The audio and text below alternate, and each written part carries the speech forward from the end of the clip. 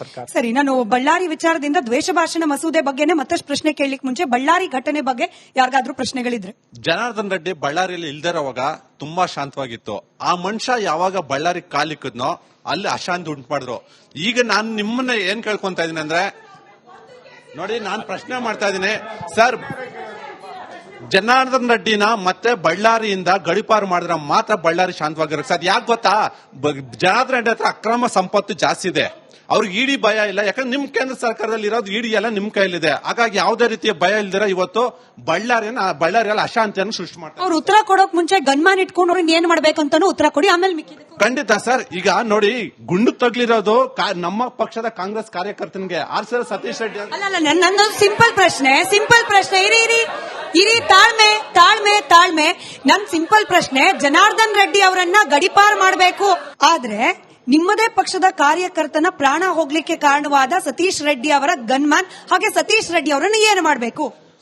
ಶಿಕ್ಷೆ ಆಗುತ್ತೆ. ಆದ್ರೆ ಗನ್ ಮ್ಯಾನ್ ಸಂಸ್ಕೃತಿ ಯಾಕೆ ಬಂತ ಸರ್? ಬಳ್ಳಾರಿಯಲ್ಲಿ ಜನಾರ್ದನ್ ರೆಡ್ಡಿ ಅಂತ ಗೂಂಡಾಗ್ಲಿಂದಾನೆ ಸರ್ ಅಲ್ಲಿ ಗನ್ ಮ್ಯಾನ್ಗಳು ಜಾಸ್ತಿ ಆಗಿರೋದು. ಸತೀಶ್ ರೆಡ್ಡಿ ಏನು ಮೇಡಮ್, ಇಂಥವ್ರು ಜನಾರ್ದನ್ ರೆಡ್ಡಿ ಅಂತವ್ರು ಇದಾರಲ್ವಾ, ಅಕ್ರಮ ಸಂಪತ್ತು ಮಾಡ್ಕೊಂಡು ಏನ್ ಬೇಕಾದ್ರೆ ನಡೀತದೆ ಅಂತ ಹೇಳ್ಬಿಟ್ಟು ಜೀವ ಭಯ ಇದೆ. ಗಾಲಿ ಜನಾರ್ದನ್ ರೆಡ್ಡಿ ಇದಾರಲ್ವಾ, ಇಂಥ ಬಿಜೆಪಿಯ ನಾಯಕರಲ್ಲಿ ಇದಾರಲ್ವಾ, ಹಾಗಾಗ್ಬಿಟ್ಟು ಗನ್ ಮ್ಯಾನ್ಗಳು ಇಟ್ಕೊಂಡು. ಬಿಜೆಪಿ ನಾಯಕರಂದ್ರೆ ಕಾಂಗ್ರೆಸ್ನವ್ರಿಗೆ ಜೀವ ಭಯ ಅಂತ ಬಳ್ಳಾರಿಯಲ್ಲಿ. ಬಹಳ ಮುಖ್ಯವಾಗಿ ಏನೊಂದು ಇವತ್ತು ಸರ್ಕಾರ ಇರೋದು ಕಾಂಗ್ರೆಸ್ ಸರ್ಕಾರ, ಕಾನೂನು ಸುವ್ಯವಸ್ಥೆಯನ್ನು ಕಾಪಾಡಲಿಕ್ಕೆ ಜವಾಬ್ದಾರಿ ಇರೋದು ಈ ಕಾಂಗ್ರೆಸ್ ಸರ್ಕಾರದ ಮೇಲಿದೆ. ಅಲ್ಲಿರುವಂತ ಶಾಸಕರು ಯಾರು? ಭರತ್ ರೆಡ್ಡಿ ಅವರು ಮಾತಾಡಿರುವಂತ ಮಾತುಗಳೇನು? ಸುಟ್ಟಾಕ್ಬಿಡ್ತೀನಿ, ಕೊಂದಾಕ್ಬಿಡ್ತೀನಿ, ಈ ರೀತಿ ಭಾಷೆಗಳನ್ನು ಬಳಕೆ ಮಾಡಿರೋನ ಗಡಿಪಾರು ಮಾಡಬೇಕಾ? ಅಥವಾ ಜನಾರ್ದನ್ ರೆಡ್ಡಿ ಮನೆಗೆ ನುಗ್ಗಿ ಇವರು ಹೊಡಿಲಿಕ್ಕೆ ಹೋಗಿರೋರು? ಜನಾರ್ದನ್ ರೆಡ್ಡಿ ಸಾಕಷ್ಟು ಇವತ್ತು ಕಾನೂನಾತ್ಮಕವಾಗಿ ಕಾನೂನನ್ನು ಎದುರಿಸಿ ಗಡಿಪಾರಾಗಿ ಕಾನೂನಲ್ಲಿ ಎಲ್ಲಾ ರೀತಿಯಾದಂತಹ ತನಿಖೆಗೆ ಒಳಪಟ್ಟುಕೊಂಡು ಕಾನೂನ ಗೌರವಿಸಿ ಇವತ್ತು ಕಾನೂನಲ್ಲಿ ಚೌಕಟ್ಟಿನಲ್ಲಿ ಕೆಲಸ ಮಾಡ್ತಿರೋರು.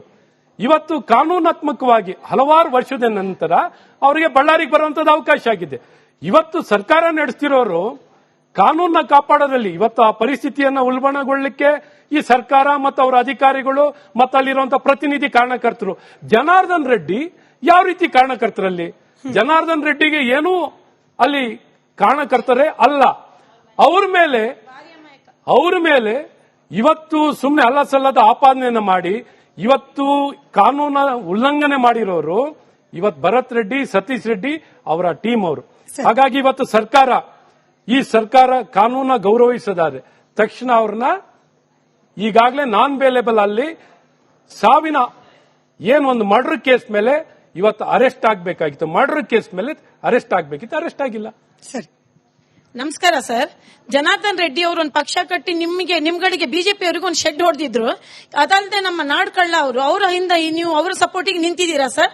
ನಿಮ್ ಪಾರ್ಟಿಗೆ ಅವ್ರು ಶೆಡ್ ಹೊಡೆದು ನಿಂತಿದ್ರಲ್ಲ ಸರ್, ಪಕ್ಷ ಕಟ್ಟಿದ್ರು. ಅವರು ವಿನ್ ಕೂಡ ಅವ್ರ ಪಕ್ಷದಿಂದಾನೇ ಆಗಿದ್ದಂಥದ್ದು. 2013-18 ಅಧಿಕಾರದಲ್ಲಿದ್ದವರು ತಮ್ಮ ಸರ್ಕಾರ ಈಗಲೂ ಅಧಿಕಾರಕ್ಕೆ ಬಂದಿದ್ದಾರೆ 2023.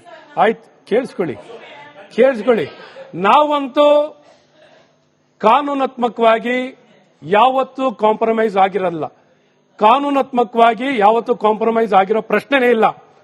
ಯಾರೇ ಇರಲಿ, ಕಾನೂನಿನ ಕ್ರಮವನ್ನು ವಹಿಸಲಿಕ್ಕೆ ನಾವು ಕಾನೂನನ್ನ ಗೌರವಿಸಿ ನಾವು ಕೆಲಸ ಮಾಡೋಂಥವ್ರು. ಆದರೆ ನಿಮ್ಮ ಸರ್ಕಾರ ಇವತ್ತು ಕಾಂಗ್ರೆಸ್ ಸರ್ಕಾರ ಇವತ್ತು ಅವರು ಯಾರೇ ವ್ಯಕ್ತಿಗಳ ಮೇಲೆ ಕ್ರಮ ವಹಿಸುವಂತದ್ರಲ್ಲಿ ನೀವಿದ್ದೀರಾ? ಇವತ್ತು ಜನಾರ್ದನ್ ರೆಡ್ಡಿ ಮೇಲೆ ನೀವು ಕಾನೂನು ತೊಗೊಳ್ಳಿಕ್ಕೂ ಅವಕಾಶ ಇತ್ತು, ಯಾವ ತಗೊಂಡಿದ್ದೀರಾ ನೀವು?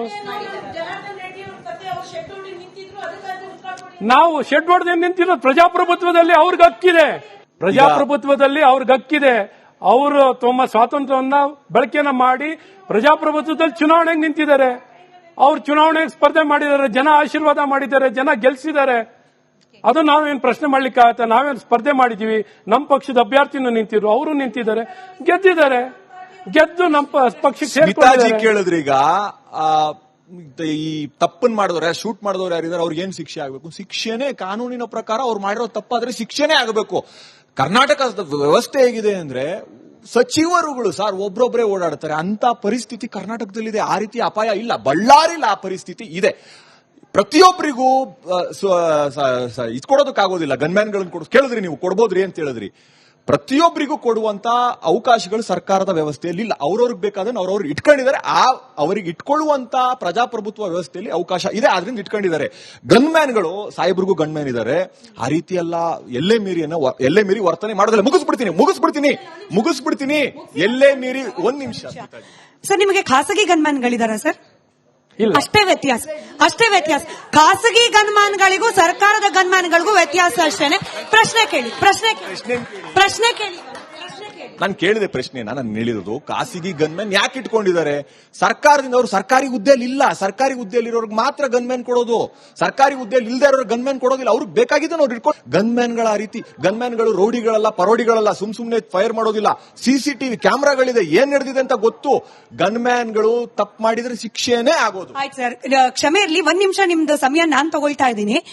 ಈಗ ಸತೀಶ್ ರೆಡ್ಡಿ ಅವರ ಖಾಸಗಿ ಗನ್ಮ್ಯಾನ್ ಅಲ್ವಾ ಸರ್ ಇವಾಗ ಶೂಟ್ ಆಗಿದೆ ಅನ್ನೋ ಆರೋಪ ಬರ್ತಿರೋದು? ಸತೀಶ್ ರೆಡ್ಡಿ ಅವರು 4:30-5 ಗಂಟೆಗೆನೆ ಹಾಸ್ಪಿಟಲೈಸ್ ಆದ್ಮೇಲೂ ಕೂಡ ಸತೀಶ್ ರೆಡ್ಡಿ ಅವರ ಖಾಸಗಿ ಗನ್ಮ್ಯಾನ್ಗಳಿಗೆ ಜನಾರ್ದನ್ ರೆಡ್ಡಿ ಅವರ ಮನೆ ಮುಂದೆ 7 ಗಂಟೆವರೆಗೂ ಏನ್ ಕೆಲಸ ಅಂತ ಹೇಳಿ ನಾನು ಕಾಂಗ್ರೆಸ್ ಪಕ್ಷದ ವಕ್ತಾರರು ಪ್ರಶ್ನೆ ಕೇಳಿದ್ದೆ. ನಿಮ್ಗೂ ಸೇಮ್ ಪ್ರಶ್ನೆ. ನಿಮ್ಮ ಪ್ರಶ್ನೆ ಇರೋದಾಗಾದ್ರೆ ಅವ್ರನ್ನ ಜನಾರ್ದನ್ ರೆಡ್ಡಿ ಅವರು ಆರೋಪ ಮಾಡದಂಗೆ ಅವ್ರನ್ನ ಕೊಲ್ಲೋದಕ್ಕೆ ಹೋಗಿದ್ರು ಅನ್ನೋದು ನಿಮ್ ಪ್ರಶ್ನೆ. ಸರ್, ನನ್ನ ಪ್ರಶ್ನೆ ನಿಮಗ್ ಕೇಳ್ತಿದ್ದೀನಿ. ನೀವೇ ಹೇಳ್ದಾಗೆ ನಿಮ್ಮದೇ ಸಚಿವರಾದ ಜಮೀರ್ ಅಹಮದ್ ಖಾನ್ ಅವರು ಹೇಳಿದ್ದಾರೆ ಸತೀಶ್ ರೆಡ್ಡಿ ಅವರ ಖಾಸಗಿ ಗನ್ಮ್ಯಾನ್ ಅವರ ಬುಲೆಟ್ ನಿಂದಾನೇ ಹಾರಿರೋದು. ಸತೀಶ್ ರೆಡ್ಡಿ ಅವರ ಖಾಸಗಿ ತನಿಖೆ ಆಗ್ಲಿ ಸರ್. ನಾನು ಕೇಳ್ತಿರೋದೇನು ಸಿಂಪಲ್ ಪ್ರಶ್ನೆ. ಸತೀಶ್ ರೆಡ್ಡಿ ಅವರೇ ಹಾಸ್ಪಿಟಲೈಸ್ ಆದ್ಮೇಲೆ ಅವರ ಖಾಸಗಿ ಗನ್ಮ್ಯಾನ್ಗಳಿಗೆ ಜನಾರ್ದನ್ ರೆಡ್ಡಿ ಅವರ ಮನೆ ಮುಂದೆ ಏನ್ ಕೆಲಸ ಅಂತ ಸಿಂಪಲ್. ತನಿಖೆ ಆದ ನಂತರ ಉತ್ತರ ಇಲ್ಲ ನಿಮ್ಮ ಹತ್ರ. ನಿಮ್ ಪ್ರಶ್ನೆಗೆ ಉತ್ತರ ಅವ್ರು ಕೊಡ್ತಾರೆ. ಕೊಡಿ ಸರ್ ಉತ್ತರ.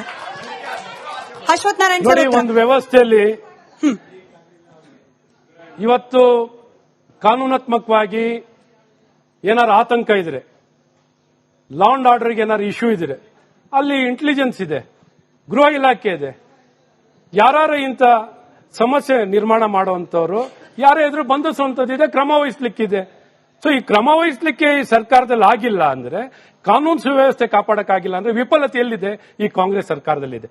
ಇವತ್ತು ಯಾವುದೇ ಒಬ್ಬ ವ್ಯಕ್ತಿ, ಭರತ್ ರೆಡ್ಡಿನೋ ಇನ್ನೊಬ್ಬರೋ ಮತ್ತೊಬ್ಬರೋ, ಎಲ್ಲ ಒಂದ್ ಕಡೆ ಅವನಿಗೆ ಸುರಕ್ಷತೆಯ ಕೊರತೆ ಇದೆ. ಸರ್ಕಾರಕ್ಕೆ ಒಬ್ಬ ವ್ಯಕ್ತಿ, ಕಾನೂನು ಚುನಾಯಿತ ಪ್ರತಿನಿಧಿ, ಒಬ್ಬ ಶಾಸಕನ ರಕ್ಷಣೆ ಮಾಡಕ್ಕೆ ಶಕ್ತಿ ಇಲ್ವಾ? ಖಂಡಿತ ಇದೆ. ಅಷ್ಟು ಸಂಪನ್ಮೂಲ ಕೊರತೆ ನಮ್ಮ ಸರ್ಕಾರಗಳಲ್ಲಿ ಇಲ್ಲ. ಹಾಗಾಗಿ ಇವತ್ತು ಸರ್ಕಾರದಲ್ಲಿ ಸಂಪನ್ಮೂಲ ಇದೆ. ಇಂಥ ಯಾವುದೇ ರಕ್ಷಣೆಯನ್ನು ಕೊಡಬೇಕಾಗಿದ್ರೆ ಸರ್ಕಾರದಿಂದ ಎಲ್ಲಾ ರೀತಿ ಸಂಪನ್ಮೂಲ ಕೊಡ್ಲಿಕ್ಕಿದೆ.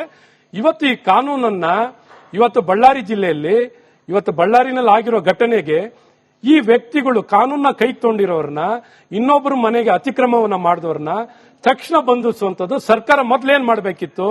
ಈ ವ್ಯಕ್ತಿಗಳನ್ನ ಬಂಧಿಸೋ ಕೆಲಸ ಮಾಡಬೇಕಿತ್ತು. ಇಷ್ಟು ದಿನ ಆದ್ರೂ ಭರತ್ ರೆಡ್ಡಿನ ಬಂಧಿಸಿದಾರ? ಯಾಕೆ ಬಂಧಿಸಿಲ್ಲ? ಆಗಿರೋದೆ ಈ ವ್ಯಕ್ತಿ ದ್ವೇಷ ಎಷ್ಟು ಮಟ್ಟಿಗೆ, ಅವರ ಮಾತು ಏನ್ ಭಾಷೆ ಬಳಕೆ ಮಾಡಿರೋ, ಸುಟ್ಟಾಗ್ತೀನಿ ಅಂತ. ಮತ್ತೆ ಅವ್ರನ್ನ ಒಬ್ಬ ವ್ಯಕ್ತಿ ಸತ್ತಿದ್ದಾನೆ, ಒಬ್ಬ ವ್ಯಕ್ತಿ ತೀರೋಗಿದ್ದಾನೆ.